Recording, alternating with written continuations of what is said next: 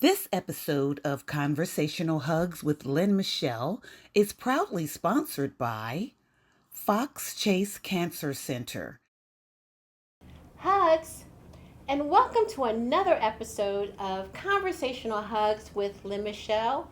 I'm Lynn Michelle, and I am here with Dr. John, and I will have her introduce herself and what she does here at Fox Chase. Welcome. Hi, thanks for having me. I'm Angela Jane. I'm one of the medical oncologists here, and I treat both breast and gynecological cancers. Awesome. And how long have you been here? 2010. Ooh, good. So she's well seated in this arena with Fox Chase, so she knows a little something. And so I thank you so much for allowing time to chat with us here. And today we're going to talk about menopause and the increased risk of a cancer diagnosis. Sure. I'm listening. I think that what we don't want to think about as we get older is that the risk of cancer increases. And we know that the chance of getting breast cancer is 12%, or 1 in 8 women will be diagnosed with breast cancer. And the average age for a woman to get breast cancer is in their 60s. And that's typically in Wow. someone who's postmenopausal. Really? Yeah. So 60 years, I've increased my risk of having a cancer diagnosis by what? Well, I think that the risk is that your risk in a lifetime is 12%. Gotcha. And so I think that it's not that your risk necessarily increases after going through menopause, but that is your lifetime risk. And so I just want to go back and rewind. I know we hear the word quite frequently, menopause or the change. Can you explain exactly what menopause is? Yes, such a good question, because I think a lot of women don't understand this. And so when we are young, you start getting your period. And this happens because your ovaries, or the organ that's deep inside your pelvis, helps to make estrogen and progesterone. And those are the two main hormones in the female body. And they help to regulate your cycle.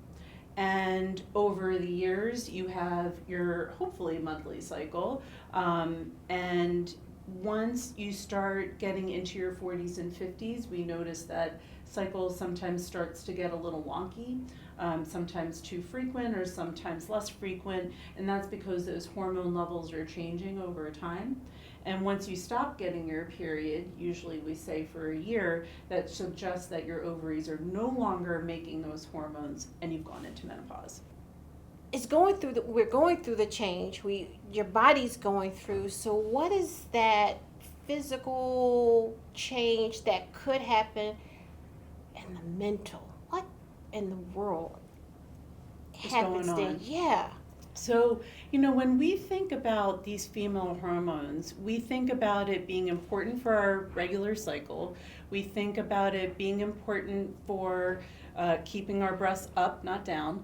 And we think about, the other female characteristics that help us stay looking female. But in reality, the estrogen is so important for so many different organs. It's important to our mental health. It's important to our bone health. So the idea that as our estrogen level decreases, we're more at risk for osteoporosis, or that thinning of the bones that puts us at risk for fractures. It's important to our muscle health. Women get those, what we call chicken wings, because as we lose our estrogen, we lose muscle mass. And that is just part of menopause. And so there are a lot of changes like that happen just because we lose our estrogen. So if I heard a woman who's going through menopause and she says, you know what?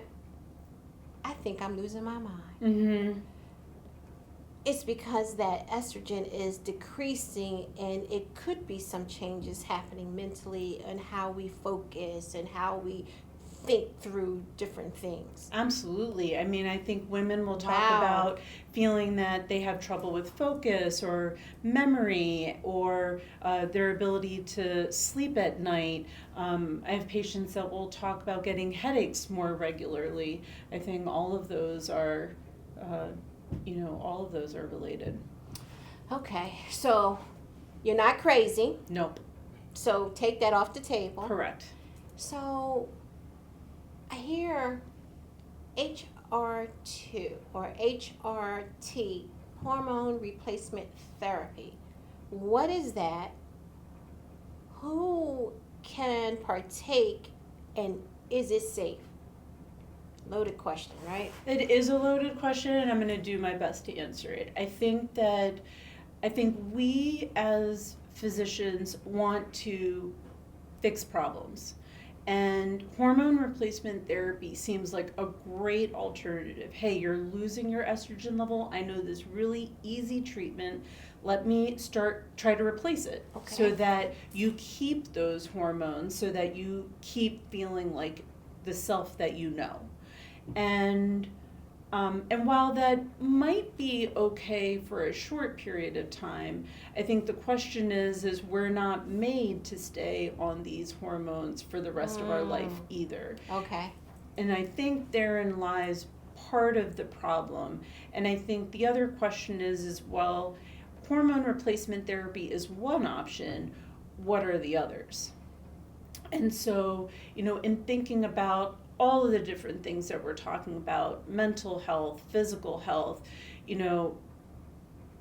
the hard answer is, one of the things that helps is exercise. And I actually think that women should be introduced more to strength training than we normally are. We Okay. think that it's going to bulk us up like the Hulk, and actually it's just going to help keep us healthy. Keep us healthy so we can actually start this pre Absolutely. and then post. Correct. Okay. If you had to share a daily routine Yeah. to help a woman while she's going through, that she can incorporate easy breezy into her life, Yep. what would that be? So I try to take a piece of my own medicine when I talk about healthy lifestyles with my Okay. patients. And the goal, I'm going to talk about exercise first. The goal for exercise is to get in close to 150 minutes a week of exercise. And, whether that's walking, whether that's strength training, whether that's swimming, yoga, it's all included. And so, one piece of advice I always try to give is if you pay yourself first before you pay others. That goes with saving too in your savings account. And so if you can wake up in the morning and get that done so that you don't have to think about it for the rest of the day, that's one way of doing it.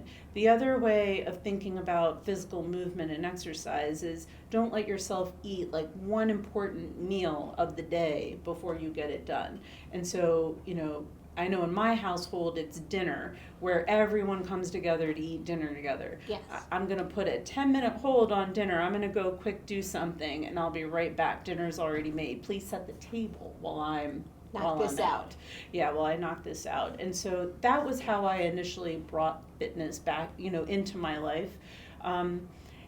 And I find meal planning to be the other hard thing that we have to do. But, when you think about what you're eating and how you're eating it, if you don't plan ahead of time to have the groceries that you need in the house, to have the menus, to make the things that you want to make in the house, and you go to the grocery store with an empty list, what are you going to pick up but the things that are easiest to make until that's part of a routine.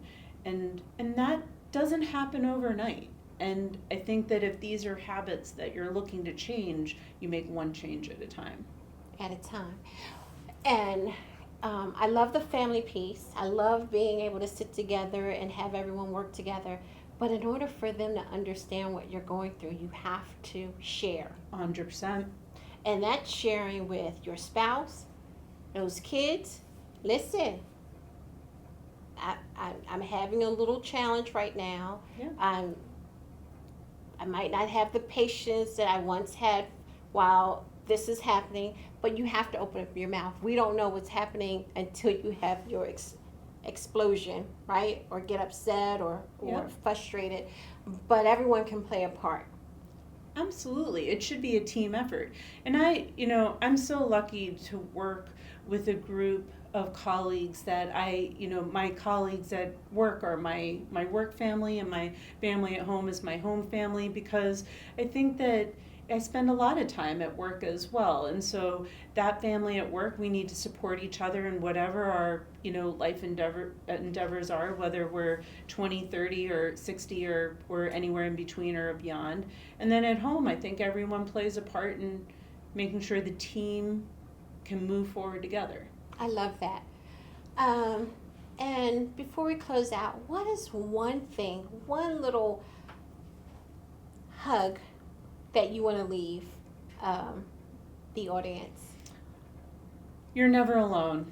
I mean, I think that, I love that. I think that in life, too often different things isolate us. And menopause is one of them. I think that we will feel like we're by ourselves, we're in it alone, no one knows what we're going through. But actually, it's when you speak up for yourself and tell someone around you what you're going through, you realize that they have some experience, or they know someone with some experience, and it helps to make the world a little smaller. I love that. Yeah. So be your best advocate. Be your best advocate. Open your like mouth that. and share. Yeah. Thank you so much, Dr. Jen, for sitting in. You've given us a lot of information that we can put into action, so I appreciate your time. Absolutely. Thank you. Thank you.